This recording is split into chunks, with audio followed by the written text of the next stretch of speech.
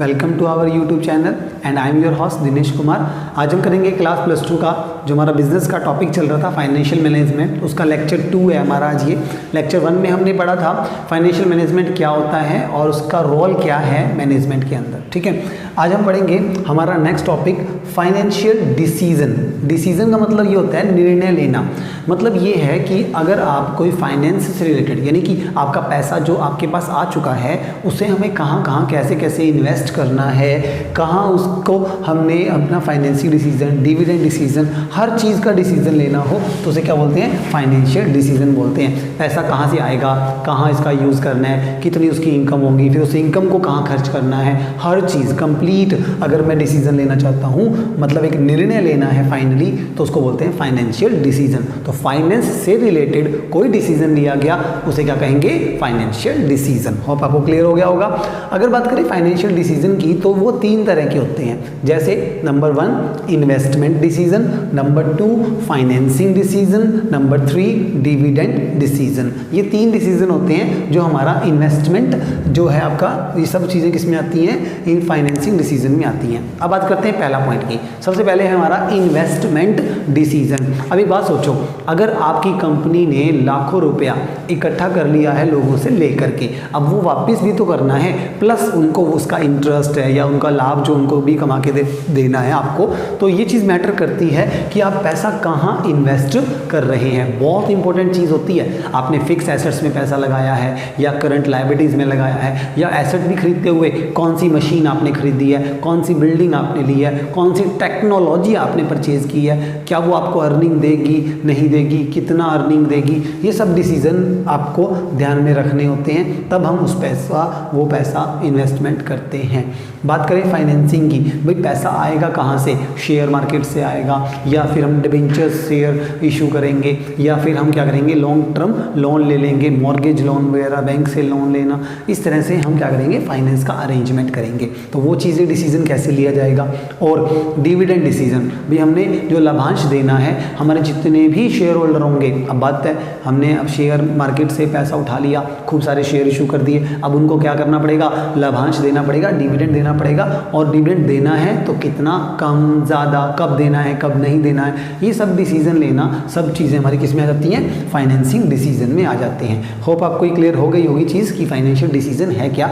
Finance यानी कि पैसे से संबंधित वित्तीय निर्णय कहलाते हैं कि हमने कहाँ पर कैसे पैसा कहाँ कहाँ लगाना है, कहाँ से पैसा आएगा, कैसे उसको एडजस्ट करना है। ठीक है, आइए हम पढ़ते हैं। सबसे पहला डिसीजन हमारा नंबर 1 हमारा इन्वेस्टमेंट डिसीजन, यानी कि अब हम पैसा क्या करने वाले हैं, इन्वेस्ट करने वाले हैं, तो उसके लिए हम क्या लेंगे, एक निर्णय लेंगे, भाई आपका पैसा जो है वो कहाँ खर्च होगा।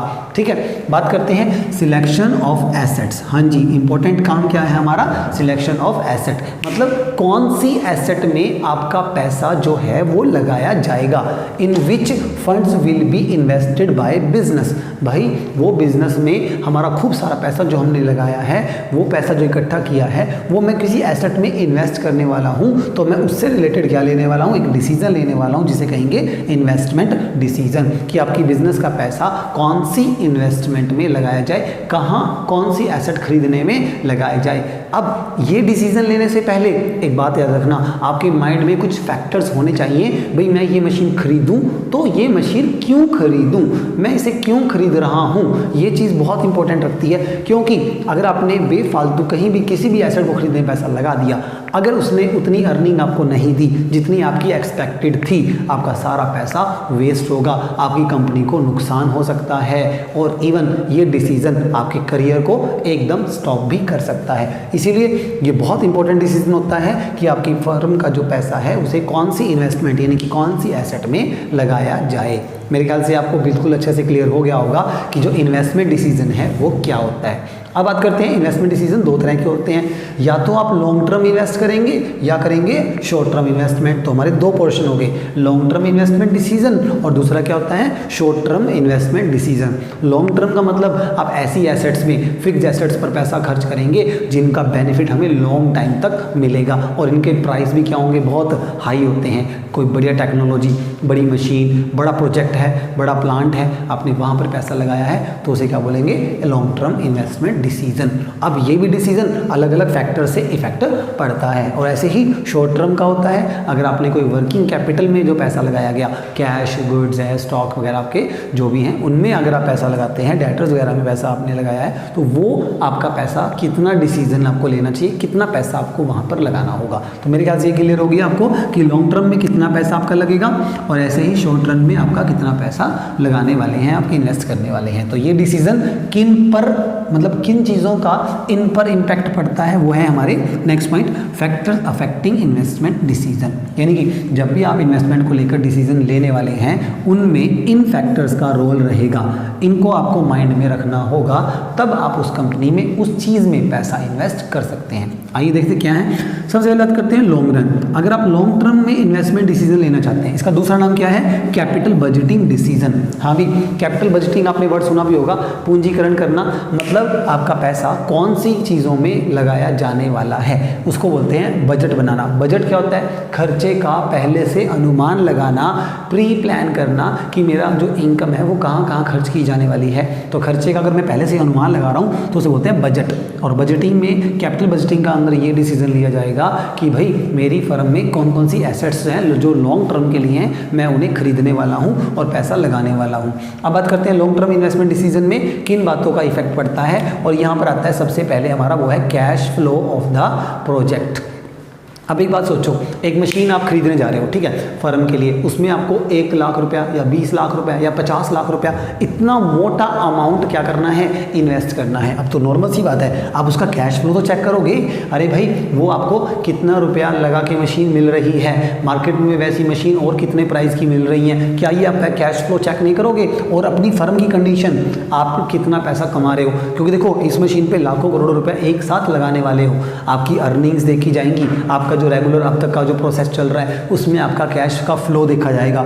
+2 अकाउंट्स में एक चैप्टर भी है कैश फ्लो स्टेटमेंट, उसमें यही देखा जाता है कि फर्म को कहाँ कहाँ से आमदनी हो रही है, कहाँ कहाँ वो खर्च कर रही है, इनकम क्या उसको रेगुलर मिल रही है। अब एक बात है, आप एक ऐसी मशीन में पैसा लगा रहे हो, अगर उससे इनकम ही ना मिले, फिर बेनिफिट क्या उस मशीन को खर्च करने का, उस पर पैसे लगाने का। अब बात करते हैं तो कैश फ्लो की, तो यही है कि अगर आप एक मशीन खरीदते हैं और उस प्रोजेक्ट में पैसा लगाने पर आपको क्या आमदन होगी, क्या उससे कैश आएगा, क्या उस पर खर्च हमें करना पड़ेगा कैश के रूप में, इस चीज़ को बहुत कंसीडर किया जाता है। इसको बोलते हैं cash flow of the projects. Hope आपको क्लियर हो गया। जब ये चेक हो जाएगा तब हम उस पर पैसा लगाने के बारे में सोच सकते हैं।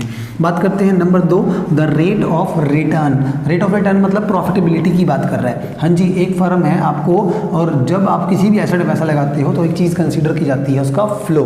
किस चीज़ का फ्लो? प्रॉफिट का फ्लो। अरे भाई एक मशीन है, आप उसकी मेंटेनेंस है, खर्चा है, मान लो 5,000 रुपये होता है और वो कमा के देती है कितना, 4,000, तो फिर फ़ायदा ही क्या? 4,000 रुपये प्रॉफिट कमाने के लिए 5,000 खर्च करना पड़ा, या फिर नाम के बराबर है, कोई 1,000, 500 या कितने, बहुत कम पैसा ही प्रॉफिट के रूप में हमें मिलता है। तो ऐसे में क्या आप उस प्रोजेक्ट में पैसा लगाएंगे? बिल्कुल भी नहीं। तो इसीलिए कहता है कि द रेट ऑफ रिटर्न, यानी कि जो प्रॉफिट्स हैं, अब आपने पैसा लगाया, बदले में हमें क्या मिल रहा है? प्रॉफिट मिल रहा है। तो प्रॉफिट ही ना मिला फिर फ़ायदा ही क्या हुआ इतना बड़े प्रोजेक्ट में पैसा लगाने का? तो प्रॉफिट मैटर करता है। जितना ज़्यादा प्रॉफिट हाई मिलेगा, हमारा ध्यान उसकी तरफ उतना ही ज़्यादा अट्रैक्ट होगा। तो हम उस प्रोजेक्ट में पैसा लगाएंगे जहाँ पर हमें प्रॉफिट सबसे ज़्यादा होंगे। मेरे ख्याल से आपको क्लियर हो गया होगा कि जहाँ से कैश फ्लो चेक करें, कैश का फ्लो आपका कैसा चल रहा है, उसके अकॉर्डिंग आप क्या वो पैसा इन्वेस्ट कर सकते हो, क्या आप वो पैसा ब्लॉक कर सकते हो। दूसरा, आपको जो प्रॉफिट्स हैं वो मिल रहे हैं, रेगुलर मिलते रहें और अच्छा खासा अमाउंट आपको प्रॉफिट ग्रुप में वो जो प्रोजेक्ट है आपको दे रहा है, तब आप उसमें वो पैसा लगाने को तैयार हो जाते हैं। ऐसे ही नंबर 3 है हमारा investment criteria involve. Investment criteria involve क्या है? ऑल ओवर चीज़ भी देखी जाती है। भाई ये मशीन जो आपको क्या रिटर्न दे रही है, ठीक है, कितना समय है उसमें, कितने समय तक आपको वो मशीन पे काम करना है, कितना रन करना है, ठीक है, उसके जो एक्सपेंसेस वगैरह हैं वो आपको देखना है, प्रोजेक्ट के हर चीज़ कंसीडर की जाती है। जब ये सारी चीज़ें देखी जाती हैं तब जाके, और उसके प्रॉफिट्स वगैरह भी, हर चीज़, तो जो भी उसके आसपास हैं क्राइटेरिया इन्वेस्टमेंट का, वही है क्या अभी मशीन में आपने पैसा लगाना है कि नहीं लगाना, उसको ध्यान में रखते हुए। पर ध्यान रखना ये सारी चीज़ें कैपिटल बजटिंग है, तो क्या हो रहा है? Fixed assets, long term investment हो रहा है। अब ये मत सोच लेना कि हम आज करेंगे कल वहाँ से पैसा निकाल लेंगे, नहीं, ये लॉन्ग टर्म डिसीजन है। तो इसके लिए बहुत इंपॉर्टेंट होती है कि उसका फ्लो वगैरह चेक करें, रिटर्न, टाइमिंग वगैरह, एक्सपेंस वगैरह, उसकी हर चीज़ का डिसीजन आपको देखना है, ताकि हमें ये पता चल जाए कि हम इस प्रोजेक्ट में पैसा लगाएं या ना लगाएं। तो डिसीजन लेना आपके हाथ में है, तो इन चीज़ों को जरूर चेक कर लें। अगर आपको लगता है कि बेटर है यहाँ पर पैसा लगाना, ये प्रोजेक्ट हमारे लिए अच्छा है, काफ़ी फ़ायदेमंद होगा, तो आप उसमें पैसा लगाएं, अदरवाइज़ ना लगाएं। तो ये भी हमारा फाइनेंशियल मैनेजमेंट का पार्ट है। होप आपको ये सारा क्लियर हो गया होगा। नेक्स्ट है हमारा second point, short term decision. अगर आपको शॉर्ट टर्म कहीं भी पैसा इन्वेस्ट करना है, जैसे हमारी करंट एसेट्स के अंदर, जिसको बोलते हैं वर्किंग कैपिटल मैनेजमेंट, हम क्या बोलते हैं, जो हमारा शॉर्ट टर्म इन्वेस्टमेंट है उसको हम क्या बोलेंगे, हमारा वर्किंग कैपिटल मैनेजमेंट भी बोलते हैं। अरे भाई, हमें साल के अंदर अंदर करंट एसेट्स लायबिलिटीज़ का जो डिफरेंस आता है हमारा, उसको क्या बोलते हैं, वर्किंग कैपिटल बोलते हैं। और वर्किंग कैपिटल के लिए हमें पैसा चाहिए, जैसे हमारा कोई कैश है, डेटर्स हैं, मैंने आपको बता भी दिया ही, तो जो करंट एसेट होती हैं, बिल्स वगैरह होते हैं, हम जो छोटा मोटा उधार पे खरीदते हैं, बेचते हैं, तो वो चीज़ें हमारी कहाँ जाती हैं, करंट इन्वेस्टमेंट्स में आ जाती हैं। अब इम्पोर्टेंट चीज़ ये है क्या कि इसमें कितना पैसा और कैसे लगाया जाए। एक बात सोचो, वर्किंग कैपिटल में जब आप पैसा इंक्रीज करोगे, जब हमारा पैसा कहाँ चला गया, वर्किंग कैपिटल में चला गया, तो हमारे पास फिक्स एसेट के लिए पैसा कम रह जाएगा, तो नॉर्मल सी बात है, हमारे प्रॉफिट्स क्या हो जाएंगे, कम हो जाएंगे। ध्यान से देखो क्या बात है कि जब भी वर्किंग कैपिटल का पैसा आप इंक्रीज करोगे, तब हमारा प्रॉफिट धीरे धीरे कम होता चला जाएगा, क्योंकि पैसा सारा ब्लॉक कर रहा है कौन, हमारी वर्किंग कैपिटल के लिए। आपने गले में कैश रख लिया, डेटर्स में पैसा अटक गया, स्टॉक में पैसा अटक गया, ऐसे केस में आप फिक्स इन्वेस्टमेंट में पैसा लगा नहीं पाओगे, मशीनें खरीद नहीं पाओगे, तो प्रॉफिट ऑटोमेटिकली क्या हो जाएंगे, कम हो जाएंगे। बट यही बात अगर रिवर्स होती है, अगर आपने क्या कर दिया, वर्किंग कैपिटल का पैसा कम करके ज़्यादा पैसा कहाँ लगाया, फिक्स एसेट्स में लगाया, तो नॉर्मल सी बात है, आपके प्रॉफिट्स क्या होंगे, इंक्रीज होंगे। तो ये डिसीजन आपको लेना है कि वर्किंग कैपिटल के लिए हमें क्या रहे, उतना ही पैसा रखें जितने की बहुत ज़्यादा ज़रूरत है। फालतू पैसा वर्किंग कैपिटल में ब्लॉक ना किया जाए, बल्कि उसके हम क्या लगाएं, उसे अच्छा से कैपिटल बस्टिंग डिसीजन में लगाया जाए, इन चीज़ों में लगाया जाए, ताकि ज़्यादा से ज़्यादा अर्निंग हम कर सकें। होप आपको ये चीज़ क्लियर होगी कि फाइनेंशियल डिसीजन आपके इन्वेस्टमेंट को लेकर, फाइनेंस को लेकर, डिविडेंड को लेकर 3 डिसीजन होते हैं। उसके बाद मैंने आज आपको जो करवाया है वो है इन्वेस्टमेंट डिसीजन। अगर कोई भी फर्म अपनी कंपनी का पैसा जितना भी फर्म में आया है उसे कहीं पे इन्वेस्ट करना चाहती है, तो उसके पास जो ऑप्शन होते हैं एसेट्स के, एक होता है लॉन्ग रन और एक होता है शॉर्ट रन। लॉन्ग रन में हमारे फिक्स एसेट्स वगैरह हैं, उन पे हम पैसा खर्च करते हैं, उनके मैटर करते हैं कैश का फ्लो, रिटर्न हमारी, और एक इन्वेस्टमेंट का क्राइटेरिया, ये सब चीज़ें मैटर करती हैं, तब हम उसमें पैसा इन्वेस्ट करते हैं। और शॉर्ट रन में हमारा ये देखते हैं कि प्रॉफिट्स कैसे मिलेंगे आपको, ज़्यादा उतना ही पैसा लगाते हैं, वर्किंग कैपिटल में ज़्यादा पैसा ब्लॉक नहीं कर सकते हैं। तो ये सारे डिसीजन क्या कहलाते हैं, फाइनेंशियल में इन्वेस्टमेंट डिसीजन कहते हैं। तो आपको समझ में आ गया होगा कि आज हमारा टॉपिक क्या रहा। आज के लिए इतना ही। Thank you student.